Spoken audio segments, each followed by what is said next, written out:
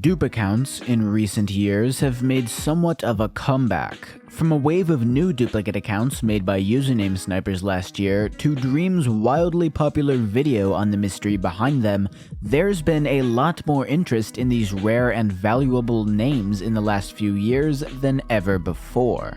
But while they've all received a lot of attention, one pair of duplicate accounts stands high above the rest, holding the title of not just the most popular dupe accounts of all time, but some of the most well-known accounts period.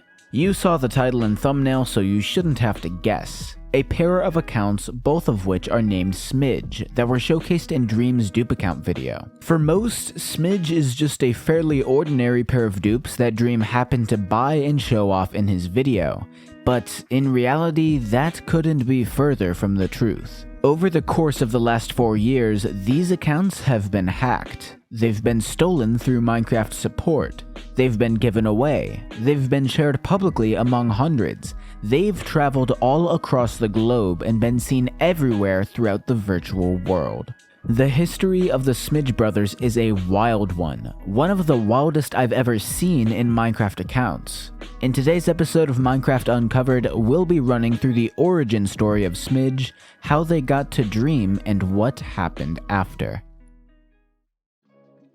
The year is 2010. Minecraft is slowly breaking into the mainstream through YouTubers and gaming news, and its popularity is rising exponentially. Thousands of new players join every day, and among them are two friends, Al and Rye505.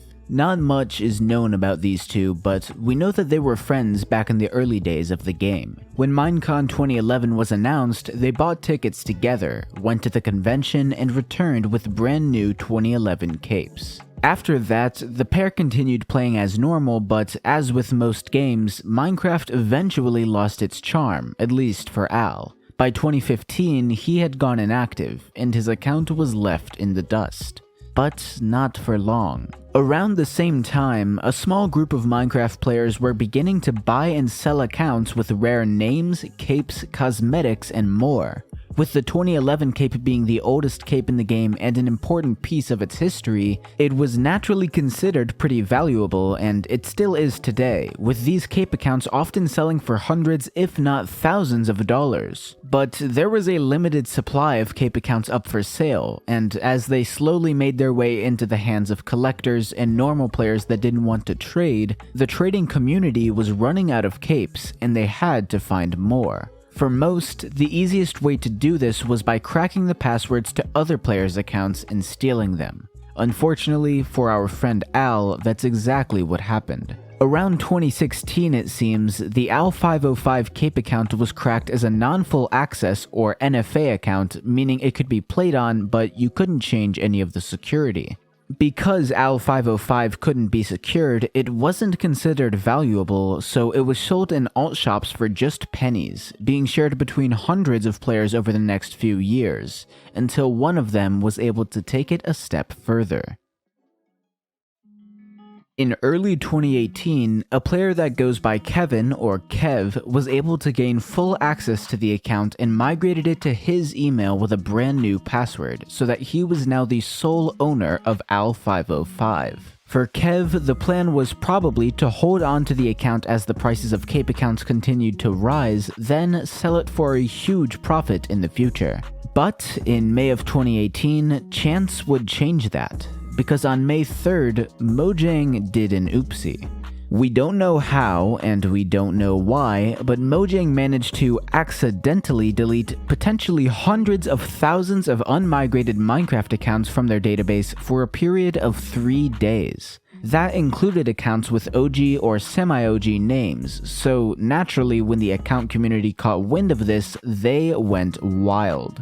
Hundreds of people would scour NameMC to find OG accounts that had been affected by this error on Mojang's part, and they claimed and sold as many usernames as possible, hoping to make a quick profit. Among this group was Kev, and among the usernames he claimed was Smidge, but Kevin wasn't going to claim this OG name on just any old account. He had a perfectly good 2011 Cape account sitting completely unused. So he logged in, changed the username, and had himself a brand new OG 2011 Cape account, something that was and is considered extremely valuable, even more so than if the name and Cape were on separate accounts. At the same time though, Mojang had just realized their terrible mistake and were working to fix it. On May 6th, all of the previously deleted accounts magically reappeared, but as you can imagine, restoring their old database while trying to support the new one was going to cause problems. In this case, it caused one very big problem: hundreds of duplicate accounts. Every player that took the username of one of these deleted, unmigrated accounts now shared that name with the original owner. So now, not only did Kev own an OG with a 2011 Cape, but he owned one of just a few hundred dupe accounts known to exist. This was an opportunity he couldn't let pass, so immediately he got to work trying to crack the password on the original Smidge account, just as he had done on Al505, and he successfully managed to secure it, creating what was probably the first pair of dupe accounts ever seen. At this point, we enter a bit of a dark age in the Smidge timeline. For almost a year, starting in June of 2018, the history of the account is very poorly documented. See, back then, duplicate accounts weren't nearly as valuable as they are today, and there was a lot less interest in them. Along with the fact that Smidge was just one of many new dupes on the market as a result of the May 2018 wave, this meant that people didn't really pay too much attention to it when it was being sold. It was more noteworthy than just your average OG username sale, but not by much. So a lot of the research from this time period was instead done by me in 2021, over 3 years later. And as you can imagine, a lot of the information has since disappeared and a lot of the context for their sales is missing. Regardless, here's what I was able to piece together. Kevin shared the accounts with a friend named Ha for a while, then sold them as a pair to a guy named Dill. Dill then immediately tried to flip the account with the cape on it, though we don't know if he ever managed to do so, and he was still trying to sell it over 3 months later for just $200. Prices were a lot lower at the time than they are today, but even back then, $200 was still quite cheap, so I'd say there's a good chance that he was able to sell it. But as for the pre-name Smidge account, I have no idea what happened to it. Maybe he sold it with the Cape account, maybe he sold it separately, maybe he traded it away, maybe he held onto it, maybe he never even got it in the first place. I genuinely have no idea, and I don't really have any way of finding out since Dill hasn't been active for months. One way or another though, the Smidge accounts made their way as a pair to a guy named Brady. Brady was pretty actively trading accounts back in the day, but like Dill, he isn't very active anymore, so we don't know too much about him. What we do know is that in early September of 2019, the account started hopping all around the community very quickly, starting when he sold it to a pair of people. Glenn and Vidic, both of which are names you probably recognize from past videos. Glenn has been seen all over the community and involved with valuable OGs, Cape accounts, invalids, and now dupe accounts. Vidic, on the other hand, used to be interested in rare accounts back in the middle of 2019, helping me put together lists of dupes, invalids, blocked names, and deleted OG accounts. Otherwise though, he was just another normal member of the account community. One that happened to purchase a very special pair of accounts. This was also around the time that screenshots of the pair started to circulate around the community, the first of which comes from early September 2019 on the Velt PvP practice server, where the two accounts are lined up next to each other in a no debuff duel. There were also a few single-player and private server screenshots taken around this time, but they remain private to this day, so we aren't going to be showcasing them here. Just a few days later, it seems, the pair ended up selling the account to another user named US. US is another name you've probably heard in my videos before, though not as often. US has owned a few invalid accounts in the past, and was even speculated to have found a new 17 character a while ago, which is either still private or doesn't exist. But he wasn't just interested in invalids, and he also purchased the Smidge pair just days before he would resell it himself. This time to someone we all know very well. September 18th, 2019. a video titled Unsolved Mystery of Minecraft Dupe Accounts is uploaded to YouTube.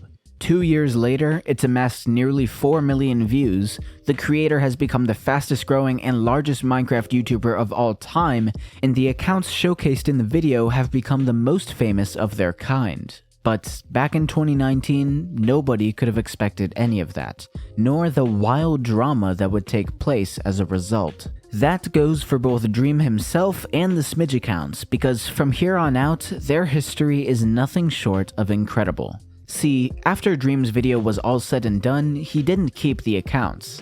Instead, like he had done so often in the early days of his channel, he hosted a giveaway of the accounts on his Twitter. After 9 days had passed, he finally drew a winner, the now disappeared Jackson Vivo. Nobody knows much about Jackson. His Twitter account is deactivated, so all we have to go off of are other accounts with the same name as him, which returns a small music artist, a guy on Twitter named Jackson FRS, and some Turkish guy that plays CSGO. So yeah, not exactly super helpful. But there is a reason why we don't know much about him today. There's a reason he went dark after winning the giveaway. Jackson lost the accounts.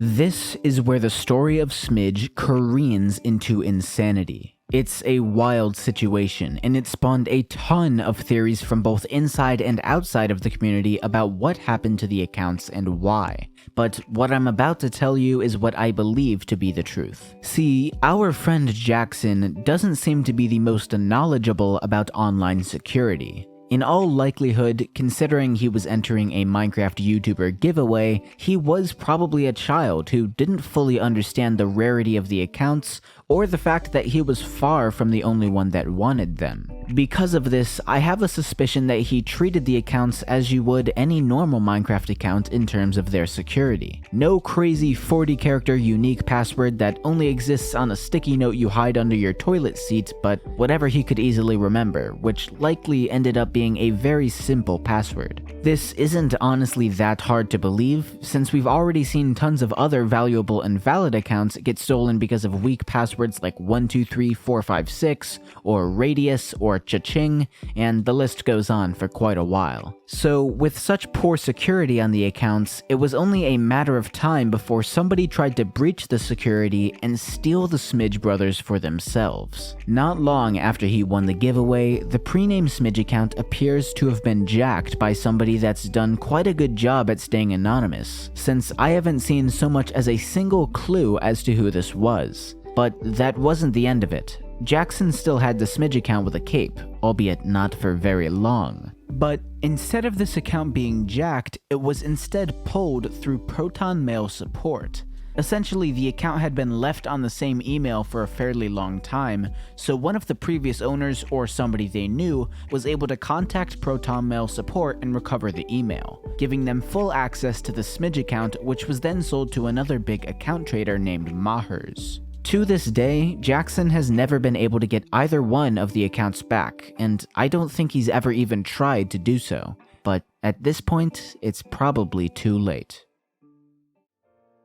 By some stroke of luck though, this isn't where the video ends. Mysteriously, even after the Smidge accounts were stolen by 2 different people, they managed to reunite in the hands of a sorta legitimate owner who you've probably heard of before, Silent Death. He's best and really only known for changing the name on an invalid account, Mr.Pappy, but he managed to buy both of these accounts, pair them back together, and didn't change the names, though it wasn't for lack of trying, and we'll get to that in a bit. Silent held on to these for a short while, but they did eventually change hands once again, being sold to a YouTuber named Major Event. Now, Major is a bit of a controversial figure. The story behind why this is long and boring and confusing, but the short version is that he scammed someone he didn't like in Hypixel Pit, and then everyone got mad at him, and then he got hacked, and then he took a break, and now he plays other Hypixel games instead. But whether you like him or not, he did a good job taking care of the Smidge accounts. He didn't keep passing them along, racking up more and more suspicious activity on the accounts until they were inevitably locked. He didn't leave them to rot with the account info stored in some random text file deep inside his PC. And perhaps most importantly, he didn't lose the accounts. No, he's kept the Smidge brothers safe and sound for as long as he's had them. Well, except for one thing.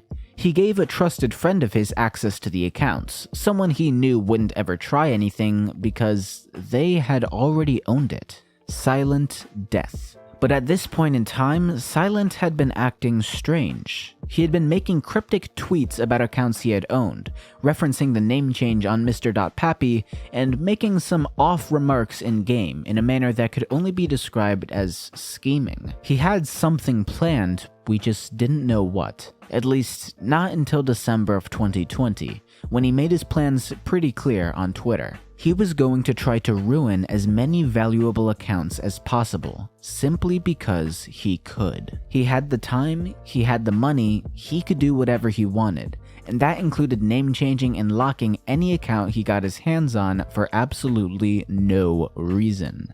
And by coercing Major into giving him access again, he got his hands on the Smidge pair once again, this time with more malicious intent than before. Fortunately, I was able to discover these tweets fairly early and warned Major about it before the accounts could be ruined. He was able to change the password on them and prevent a lock or any name changes, but not before Silent got the accounts temporarily banned on Blockmania, leaving Silent's contact info linked to the Smidge name MC. Or so he thought. Major managed to get the accounts unbanned from the server within just a few short hours and fixed up their name MC profiles as if nothing ever happened. And because of some quick action on Major's part, nothing really did happen.